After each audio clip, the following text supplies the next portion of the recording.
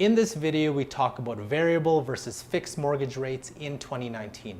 What are they? What are the pros and cons? And what's new in 2019 that you need to know? That's starting right now. Welcome to Home Buyers School, brought to you by Brookfield Residential. Hi everyone, I'm Carl. Welcome to another Home Buyers School video, a channel where you get the latest strategies, tactics, and tips from home buying experts. And remember, if this is your first time on this channel and you want to get the latest strategies from the experts, hit the subscription button below, hit the little notification bell so you don't miss anything. So today I'm joined by Mushtaba Sayed, mortgage specialist with the Bank of Montreal, and today we're going to talk about fixed versus variable mortgages in 2019. So Mo, I know we've talked about this before, but I always like to update because it's always different. Interest rates different, the economy's change, and so on. So can you go over a review? What is a fixed versus a variable mortgage first? And then what are some pros and cons of each? So a fixed mortgage is a fixed term, meaning interest rates are fixed. Term is fixed, no changes, right? So you've agreed to a certain term, you've agreed to a certain percentage amount. That is not going to change within your term. No doesn't matter if rates go up, rates go down, you are locked in. Variable, just like in the name, it's variable. It would vary. So it could be that the term is fixed, for example, for 5 years, but the rate might vary. It might go up and down depending on where the economy is. Variables are more dependent on prime rate, which is the overnight lending rate that the Bank of Canada will set. And then your bank will have a prime rate based on that. So if prime rate goes up, your interest rates will go up. If prime rate goes down, your interest rates will go down. And subsequently, like if your rates go up and down, your mortgage payments are affected based on that. Your principal portion might get affected if you're not adjusted your payment because the interest rates have gone up, because now more is going towards interest, towards principal. So you want to kind of stay on top of that. With variable, it is subject to change, right? And it could be maybe not ever in the first 5 years, depending on where the Bank of Canada is or the economy is. Or it could be changing quite a bit. It could fluctuate maybe on a yearly basis. It's hard to say, but definitely something that you want to be cognizant about and keep your eye on, which is on the variable rate. So 2019 seems to be a great year, right? We're seeing a lot of movement in rates, more on the fixed side though, not on the variable side. Now fixed rates, they're actually calculated differently compared to the variable rate. Fixed rates are based on the bond market. Right now we have 5-year, 10-year bonds actually trading at a very, very low level, right? Much lower than they were last year. And that's the reason why we're seeing quite a bit of a decline in fixed mortgage rates. So I'll give you an example. So January of this year, we were sitting at rates around 3.49. And as of now, we're seeing rates come down to as low as 2.69 in some places, right? That is a big difference. We're expecting rates to drop further. It might even go down a lot lower than that. On the variable side, we haven't seen prime rate change at all. So every quarter or every couple of months, the Bank of Canada will come out and reassess the situation where the economy is heading and see, should we adjust our overnight rate or should we adjust interest rates to kind of combat inflation or whatever it is. As of right now, they haven't decided to change anything. There are some talks that there might be a decrease by the end of this year, but once again, just speculation, we don't know. And if you're deciding right now you're buying a home, should I go with fixed, should I go with variable? It also just depends on your scenario and depends on how comfortable you are with taking risk, because there is some risk associated with variable. You could go with a fixed rate today and decide, hey, I'm comfortable with, let's say, that 2.79, 2.69 rate. I would actually go with a fixed rate so it doesn't bother you. With a variable rate, now you're thinking, wait a minute, there's a possibility variable rate might go down, but there's also a possibility that fixed rates might go down even further.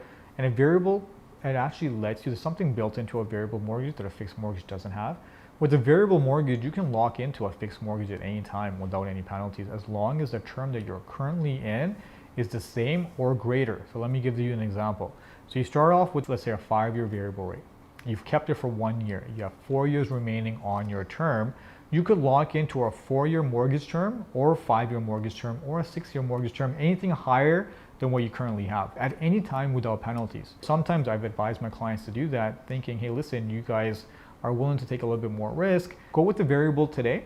And I did that around February time. And a lot of my clients took my advice and they're very happy for it. So we got them into a variable around February time, and fixed rates at that time were a little bit higher. They were 3.49. And now rates have come down to 2.79. And my clients have actually gone and switched from that variable to a fixed and locked in their rate for 2.79. At that time, they would have taken it, would have been 3.49. So it would have been a little bit higher. So depending on your scenario, depending on how comfortable you are with taking risk, all the conversations you need to have with your lender.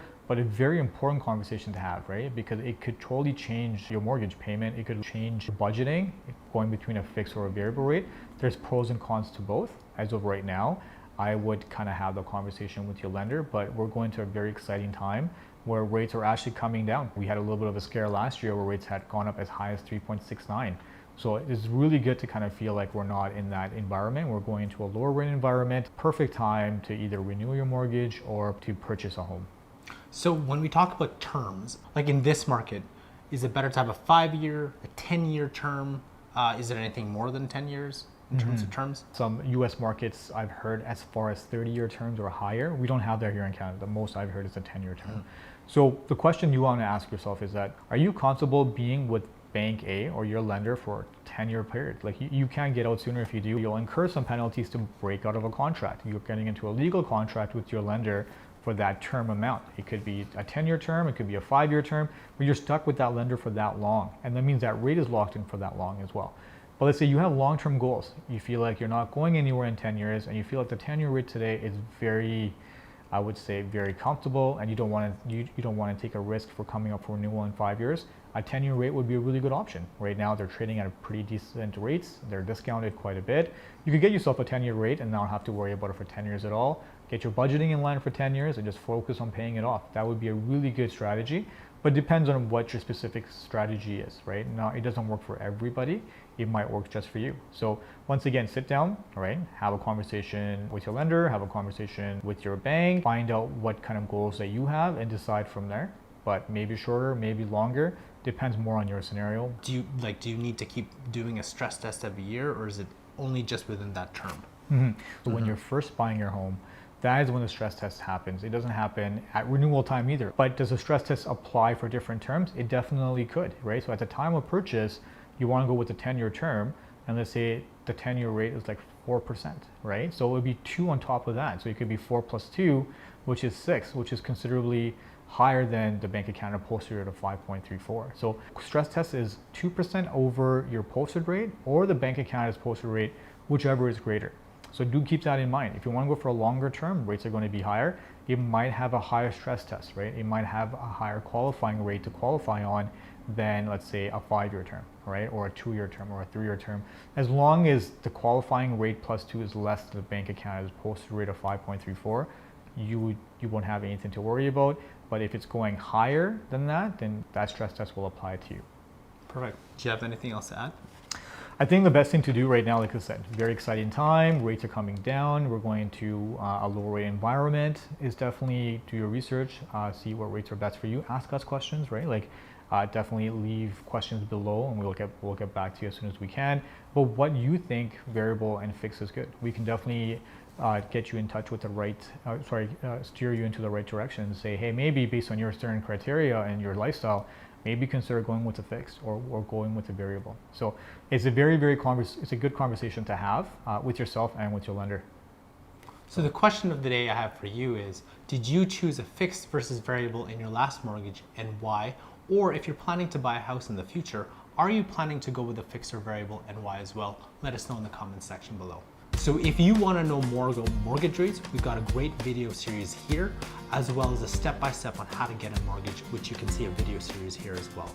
Don't forget to subscribe to keep learning from the experts, and I'll see you in our next video.